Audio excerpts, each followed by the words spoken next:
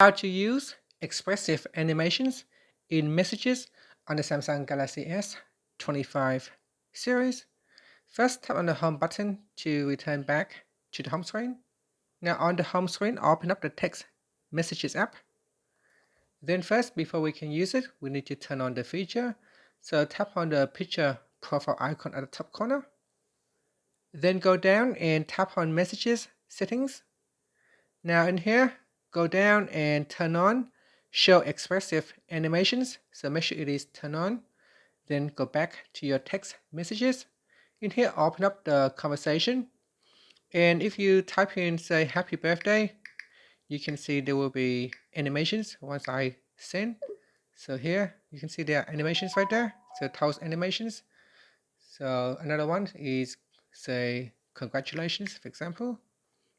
Congratulations. Here you can see messages, animations appear. So that's what the expressive animation is about. If I switch it off, so if I go into text messages and turn it off, so I'll turn off expressive animations. Here, if I again put in happy birthday, this time you can see there will be no animations when I send a text message. Okay, so if you want to turn it on, then go into messages settings and then tap on show expressive animation and then switch it on. So that's what the expressive animation is all about. On the Samsung phone, expressive animations on the device enhances your messaging experience by adding dynamic visual effects to your conversations.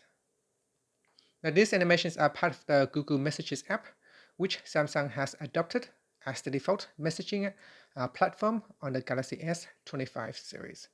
So now on the new Galaxy S25, Google Text Messages are the default app, and no longer the phone will suggest you to use the Samsung text messages. It is still there, available in the apps section. However, Samsung encourages you to use the Google Text Messages instead. And that's it. Thank you for watching this video. Please like and subscribe to my channel for more videos.